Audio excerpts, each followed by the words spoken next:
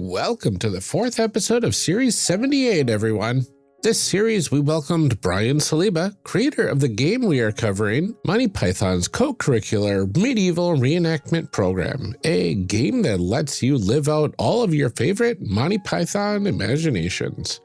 We are beginning our fantastic discussion in today's episode, but before we get to that, here's what to expect in our calls to action. It's the holiday season, so this episode is going to be out a bit late, but we hope you all have been having a fantastic holiday season so far. Because of this, we will only have a quick update about our Patreon, and then our normal patron thank yous and other information on how you can best support the show after the episode. With all of that out of the way, enjoy the show, everyone.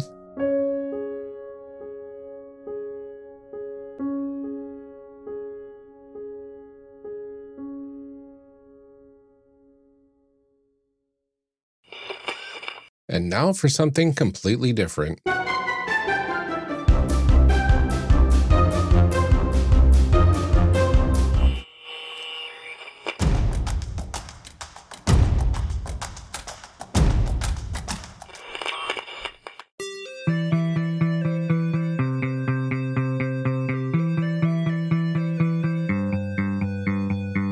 Welcome back to our discussion episodes. Last time, we finished our session 0 for our Monty Python's Cocurricular Medieval Reenactment program, educational adventure. This episode, we're going to discuss the character creation process. We are excited to welcome back Brian Saliba, creator of said game, which is definitely an educational experience and not a game. Mm-hmm. Do you want to reintroduce yourself for everyone at home? And then please tell us about your character. Oh, okay. Right. Let me get that back out. I'm Brian Saliba with Crowbar Creative, creator of Monty Python's Cocurricular Medieval Reenactment program. You guys have not flubbed that title once, and that's impressive. I know. I couldn't do your name. I couldn't do Brian, but I could do. And a couple other things. Founder of Crowbar Creative, the design studio behind this, and a few other things. And my character that I rolled is a churl, which is a peasant, essentially. And turned out that his name is Drew Land Rover Commode, but the Land Rover Commode part is pronounced Throat Wobbler Mangrove. He is naturally a lower-class fellow. He's a cat swatter by trade. And he's rather into animal husbandry and not the good kind. He's sort of neither really when it comes to druidry and nimbleness. And he's a bit on the silly side of luck and a bit on the silly side of argumentation as well. He is, however, completely indifferent to hardiness and purpose. And he carries a harrow, a pouch of 13 sacred acorns, a pouch of Ritta Weasel Stoat Rat Mouse Rabbitex, and a club with notches in it, one notch for each argument I've won, and also a cart full of 24 plague dead bodies, which are my currency. And, a super convenient currency, definitely. Mm-hmm. Yeah. I mean, certainly going for utility and ease of use there, and they're accepted everywhere. Yeah. My question is, how does inflation work? You just wait a few days. Yeah, if you just left them outside for too long, or gross. Ryan, why don't you tell us about your character? My character's name is Dickens Breek Falcon. Dickens is a knight, upper class, 29 gold to their name, which is pretty impressive. And just like the amount of gold, they are embarrassingly extreme. They do have their valor right in the middle. They're neither really valorous in either way, but they are quite naughty in their chastity scale, as well as quite decorous in their decorum scale. So they also have a squire who I forget the name of.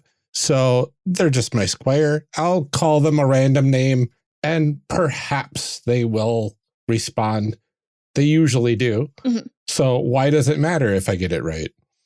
As well as my manservant, who I also do not know the name of, but, you know, I'm sure that's fine.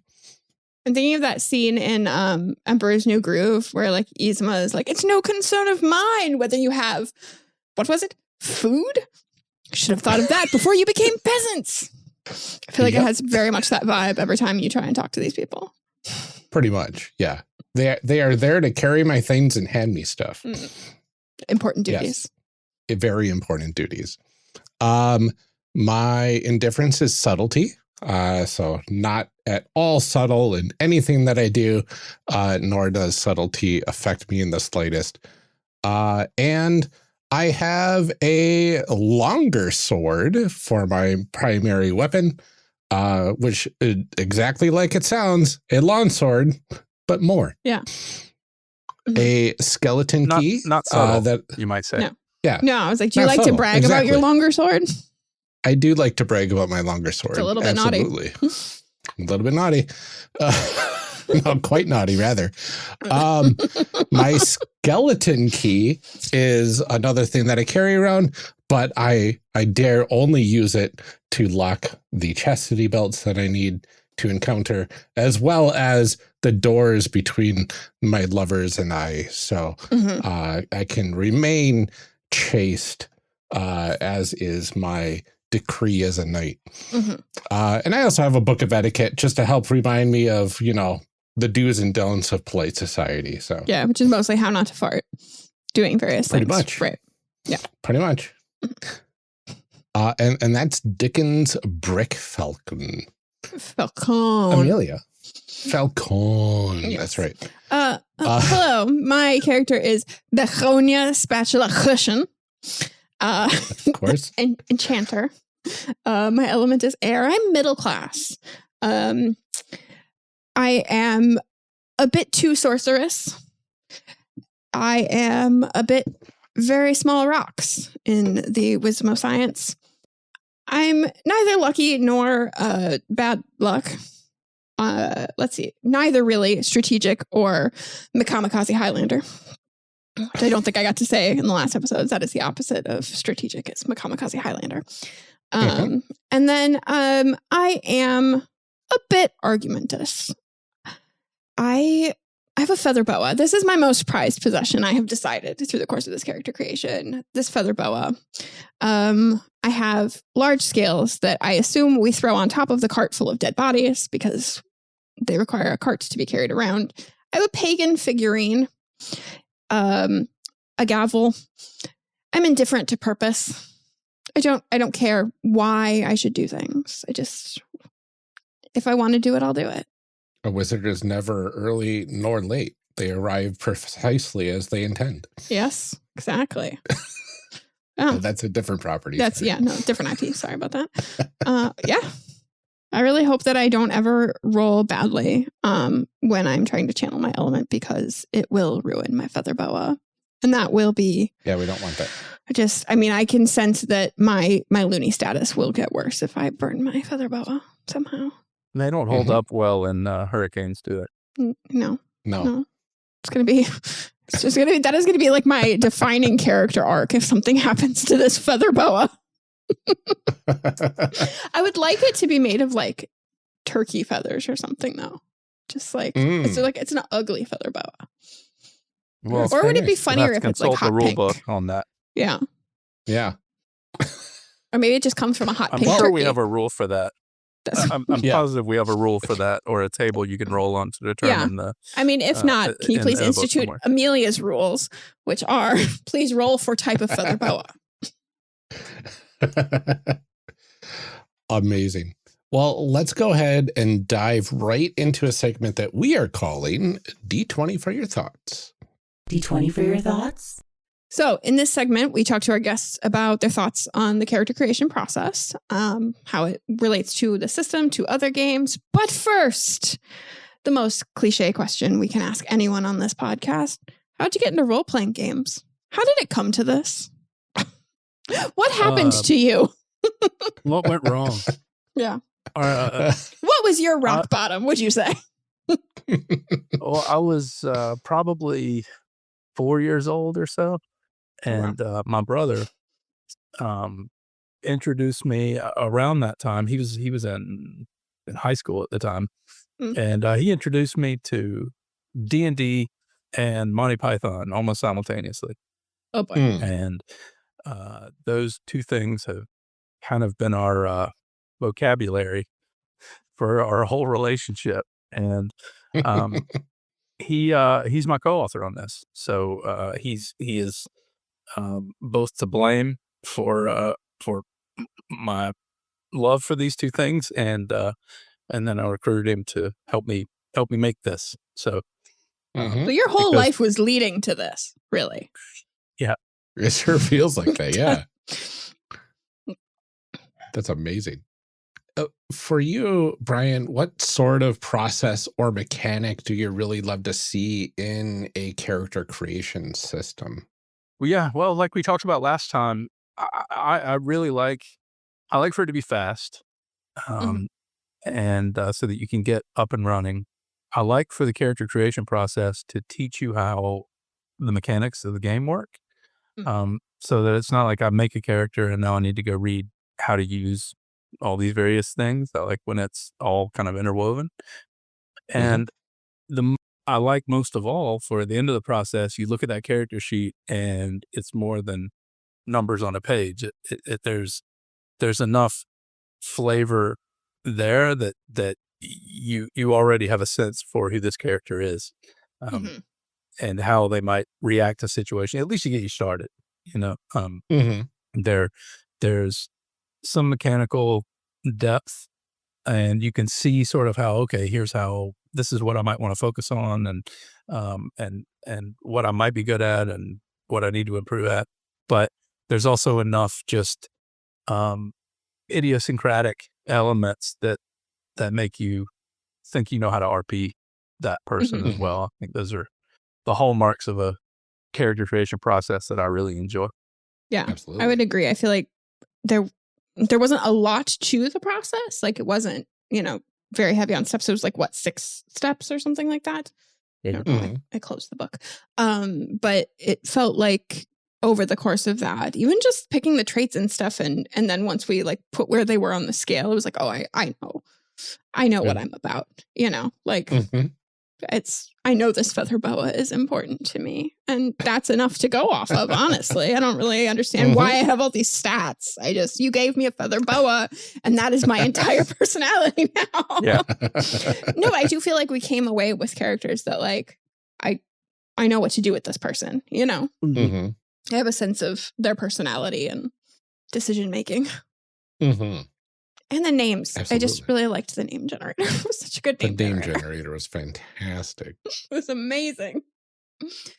We often talk a lot about character creation through the lens of like the character sheet and what that tells us about playing the game. It's the kind of the first touch point that most people have with the game is looking at the character sheet. So were there specific elements that you felt like you needed to have there? I noticed like there's the color coding, and you mentioned that there are, dice that come in those colors if you want. So how did you kind of decide what to include and how to organize it and everything?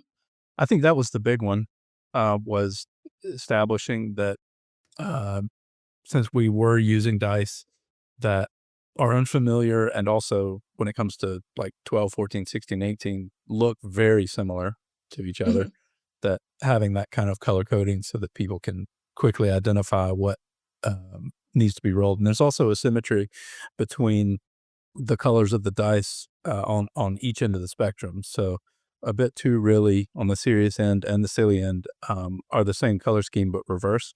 Same with the two quiets and the two rathers and the two bits. So there's hopefully a little bit of sort of subtle design in there that helps make this kind of moving trait spectrum a little more intuitive as you play. It's a little, I know it's a little strange to have your stats be so mercurial and have them be fluctuating constantly throughout the game. So we wanted to try and find any tricks that we could think of to make that as fast and intuitive as possible. Yeah. And I feel like in play, it really would be pretty simple to kind of, because even if you don't have like the special dice set to kind of grab dice in those colors, like that's, And it looks like the slots on the sheet itself are the perfect size to hold the dice that you're currently on. Oh, yeah. So it'd That be could really be. easy to just kind of plop a die right on that trait and pick that up instead of having to fish through your pile every time. Yeah, as long as you remember where it's supposed to go after you're done rolling. Yeah. Yeah. No, I feel like it's easy to find. This is, every episode, I'm sure our listeners will be tired of me saying this, but every episode is like, is it clear to me where I'm supposed to write stuff on the sheet? Like when I look at the book and it says like, now do this, is it clear where I'm supposed to put that information on the sheet? And it was. Like that for me is a big sticking point, because it's like I don't like to be frustrated that early in the process where it's like, okay, you told me I needed to derive this stat. Now where am I supposed to put it? I had to pick this ability, but there's no spot for it. And it's a one-sided character sheet. Like the specific ones that we have obviously have that second page that lists all your full spiffing serious ability, but just the general regular character sheet is only one page too, which means that there's not a lot of information, but it's well contained, like well placed, I think. Yeah, it really tells me that the game is like quick to learn and pick up, and probably the resolution mechanics are going to be pretty easy to kind of follow along with and everything. So it gives me that impression that this is not a super crunchy game going into it, and that there's only really 5 things that we really have to be kind of mindful of during play. On top of the other like potential options, of course. But like, this is what my character is like, quote unquote, good at or gravitates towards, which also tells a good story. Yeah. Well, and I think like the death status and the loony status are also on that same sliding scale kind of thing too. So it's like everything is just kind of, it tells me that it's going to be kind of a swingy game. We're going to be doing a lot of back and forth and up and down. Yeah. Yeah, absolutely. Things move around a lot. It just felt like, we looked at other systems and thinking about if there was one that might be a good fit for this, and ultimately we ended up just kind of inventing this one. But it just, there are things that seem kind of encoded in role-playing game systems that just felt very not Python, like locking in aspects of your personality or your abilities and constant improvement of those things. Yes. That just doesn't feel very Python. I mean, most role-playing games, you need that. It's great. I mean, in character advancements, one thing that I was kind of the most worried about is that so many role-playing game enthusiasts, what they really enjoy is that character advancement. They get invested in their character, and it's so satisfying to see them get better at things and see them improve as you go along and play them for years sometimes. And this doesn't really have that element. And we tried a few times to see how to incorporate that sense so that players who enjoy that side of things will be able to experience that in this game. But it just everything we tried felt so not Python, rewarding. Yeah, it feels like not in line with it, because I think about like Holy Grail or something like that, and it's like you watch Arthur do these things over and over and over. Like he doesn't learn, he does not get better, like at any of it, And so I think like that, just that swinging between serious and silly feels like enough movement to me. I mean, I'm sure there are people out there that are like, but I want to get better. I want to not be playing the same thing over and over again. But I mean, you can do that, but yeah, I guess the main thing is really there's no quote unquote leveling up, right? Right. Just when it came to experience points or figuring out where to improve people, that it just felt I couldn't fit that into my conception of Python, because you mean I'm going to get better because I've achieved something and survived and all of that. It's just not Python. It's not what it's about. Yeah. It just didn't feel like it fit. So You can get better at things. You can actually get really good at things.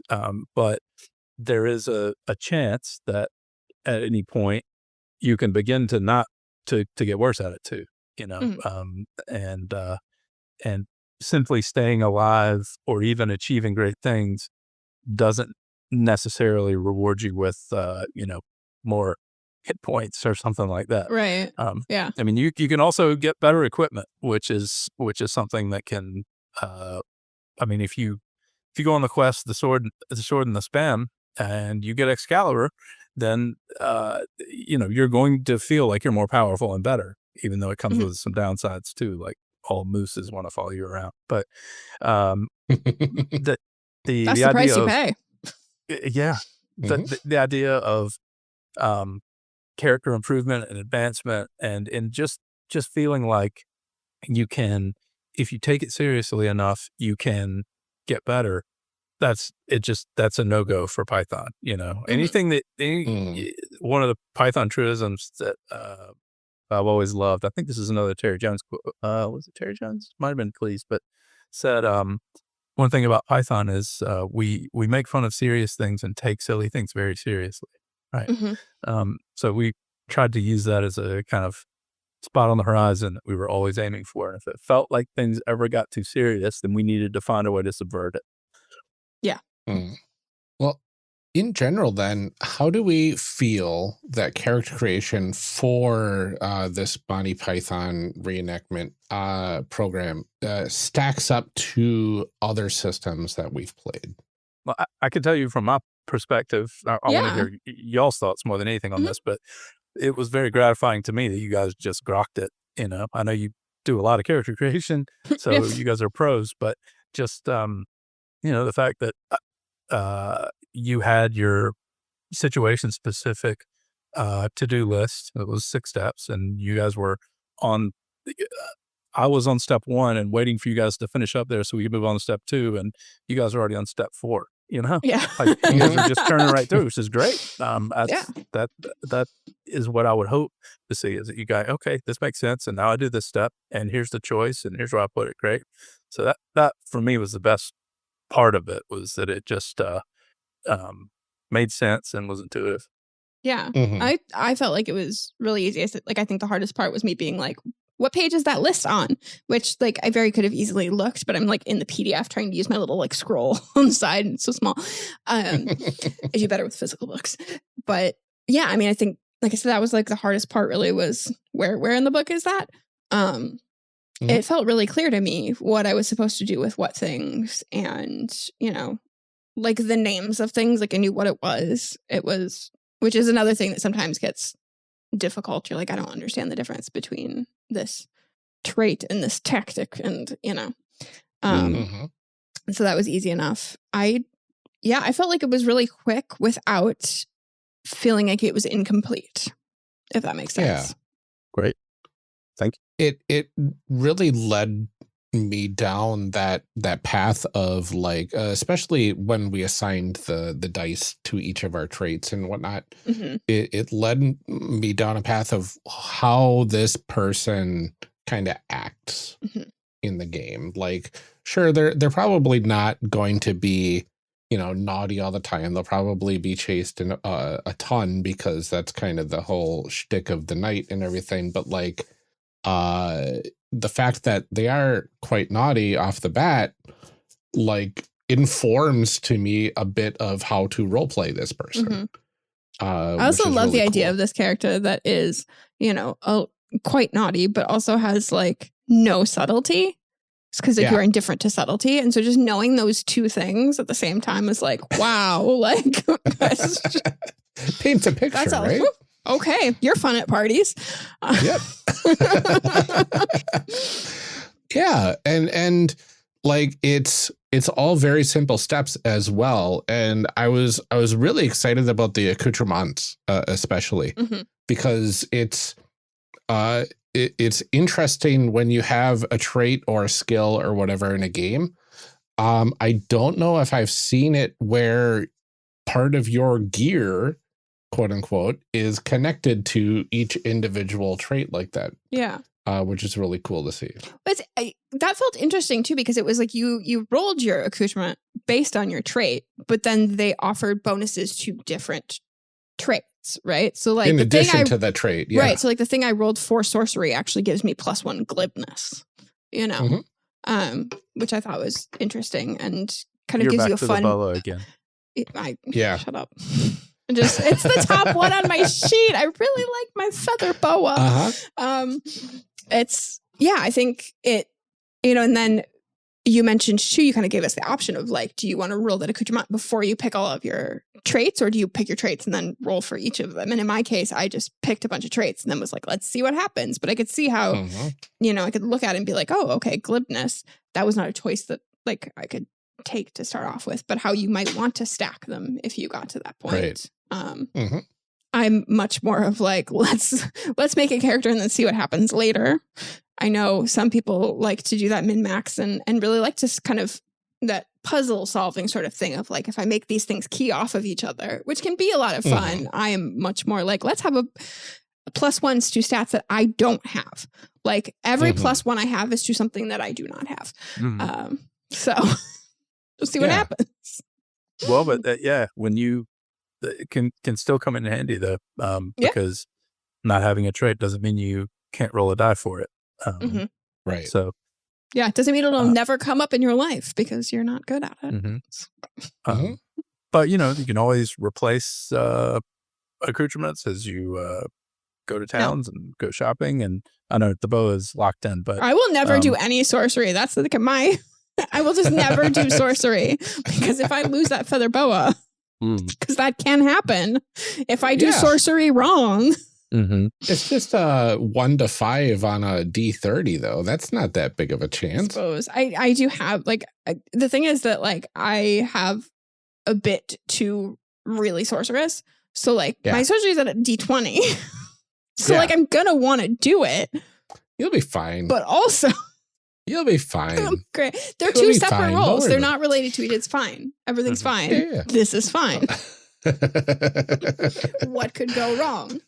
Yeah, so the linking the equipment to the to the traits was also intended to kind of speed things along, reduce choice, reduce. I mean, at the beginning, like just limit your options so that you don't have big menu syndrome, and you aren't deciding like, okay, now I need to buy some armor, and now you're looking at the stats of all the armor and weighing up, well, I can get the leather and the battle axe, or I could get the chain and the dagger. And then, we wanted to. How many plague dead bodies do I have to give up to get some of this, right? Right.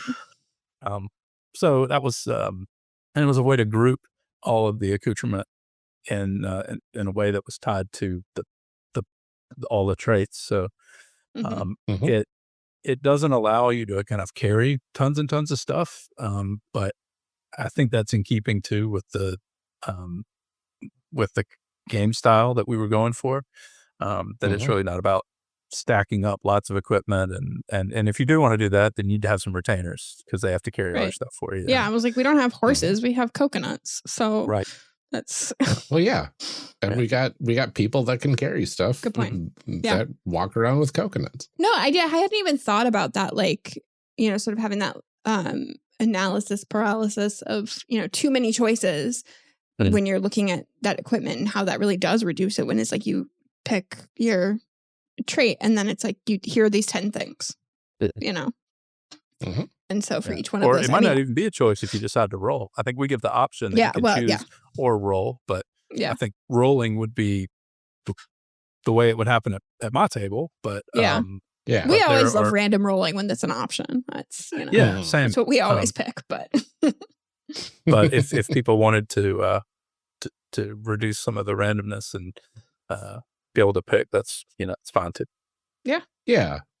I really do also like that the feel of the game as a whole bled through character creation like at pretty much every stage. Yeah, just like the names on the scales of the traits, and then like the character names, and like it had the feel of Monty Python like from the beginning before we even got into playing the game. It gave you that sense of like, oh, okay, this is the Yeah, that level of serious Yeah. to silly that we're working on, you know? Yeah. Like, The footnotes on some of the accoutrement. Yeah.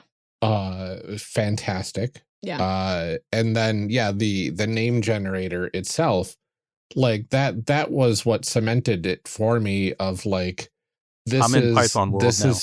yeah. This is definitely Python world. This Right. is, And that was such a fun wildly level out of there. like, oh, I can still pick a name that feels like my character, but like it's sort of a guiding directional kind of a thing rather than it's 100%. I'm sitting in a room. Somebody asked me my name. I need to figure out a fake name. So I'm looking at the different postcards on the wall. Right. right. Yeah. Yeah. If anybody's like running a spy game and your character has to randomly come up with a name, please just go ahead and grab that first page there in the book and you become Begonia Spatula Cushion. You, Amelia, your point about the character creation process and the character sheet being a lot of times kind of that initial touch point. I'm glad to hear that the experience of creating a character felt Python and felt like it was an on-ramp or an off-ramp from reality and into, Python madness. Like that's also what we were going for, that it feels as you're doing, making simple choices and writing things down on the sheet. You just some of the word choices and other things begin to veer off from expected reality quickly. Yeah. Well, like I said, I think just like the traits and the scales for those really like started it right away for me because they are very normal things like sorcery, wisdom in the ways of science, luck, strategy. Those seem very normal, but then you start to look at the scales and it's like wise in the ways of science, very small rocks. Like, oh, okay. I get, like sorceress to horse feathers. Those very quickly are like, oh, okay. I see that we are, we're really into this and we're taking it too seriously. Like this is the person that's like, actually in medieval Europe, they would have had all the way to, I don't know, just. Oh, I have nimbleness. Oh, this is great. That means my dex is high. Oh crap, I've got a D6. I'm actually quite Mrs. Two Lumps. Yep. Yeah, exactly. Amazing. And it took me until now to figure out what the Little Rocks reference was from. I don't know why. You got there eventually. Call to action. Yeah, like that. Okay, I don't have too terribly much time to go through an analysis of the episode by myself, and because the episode is going to be out a little bit late today, I'm just going to go ahead and dive right into our calls to action before we let you go for the day. So first up, we have a Patreon and a Discord. Yes, this is old news, but we just wanted to remind you because we'd love to see some new faces in either place. Our Patreon is fantastic and has a lot of cool rewards that you can check out at patreon.com/charactercreationcast. And our Discord is easy to get to as well by going to discord.charactercreationcast.com. We'd love for you to stop by and say hi and show your support if you have the means to do so. It'd be really cool to hear from all of you. In addition to all of that, we'd like to thank our current patrons every episode. Your support truly helps out a great deal, so let's go ahead and do that right now. Starting with DJG, aka Tigranosaurus, Eric Bonson, Daryl Holiday II. We appreciate your support. Thank you. Shadim Cabal, the Shyest Barbarian, and Benjamin Sweeney, thank you all so much. Rob Fletcher, Kevin Brown, and Tentacle Duck, we appreciate your support as well. Thank you. John Animus, A3 Sketchpad, and Cole McCallum, thanks for your continued support. Carlos Salazar, Eric S., and Ian Potmeyer, thanks for supporting our dreams. Thank you to Liam G., Brian Colm, and Garden GM. Thanks, Tanglefoot, Blue Kryptonite, and Danny. So glad to have you backing us. Nicole Trainer, Liam Murray, and Kenning, thanks for making this all possible. And Brian Kurtz, Mark E. Fair, and True Owen, thank you for your support. And thank you to all of our future patrons. This is truly where we need your help right now. Our Patreon currently doesn't quite cover our operating costs every month between the podcast costs and the Patreon rewards. So we need you to help us get back to a sustainable level. If you are able to chip in even a little bit, or even just sign up for the free tier to get exclusive updates, that would mean the world to us. Our community is fantastic, and the patrons have been a huge part of making this a beautiful place. So check it out at patreon.com/charactercreationcast and help us out. That's all we have for today's episode. Join us next time when we finish our discussion segment and go into some really wild fanfic. But until then, take care, everyone. Stay safe, drink some water, and keep making those amazing people. We'll see you next time.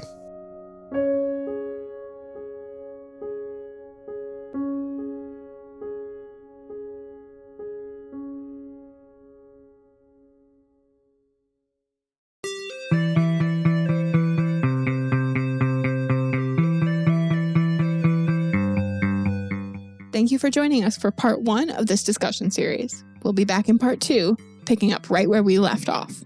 Character Creation Cast is a production of the One Shot Podcast Network and can be found online at www.charactercreationcast.com. Head to the website to get more information on our hosts, this show, and even our press kit. Character Creation Cast can also be found on Twitter and Bluesky at CreationCast, or on our Discord server at discord.charactercreationcast.com. I'm one of your hosts, Ryan Boelter, and I can be found on Twitter and Bluesky at Lord Neptune or online at lordneptune.com. Our other host, Amelia Antrim, can be found on Twitter and Bluesky at Ginger Reckoning. Music for this episode is used with a Creative Commons license or with permission from the podcast they originated from. Further information can be found within the show notes. Our main theme music is Hero Remix by Steve Combs and is used with a Creative Commons license. This podcast is owned by us under Creative Commons. This episode was edited by Ryan Boelter. Further information for the game systems used and today's guests can also be found in the show notes. If you'd like to support our show, find us on Patreon. Get access to bonus episodes, exclusive merch, and much more at patreon.com/charactercreationcast. Thanks for joining us. And remember, we find that the best part of any role-playing game is character creation. So go out there and create some amazing people. We'll see you next time.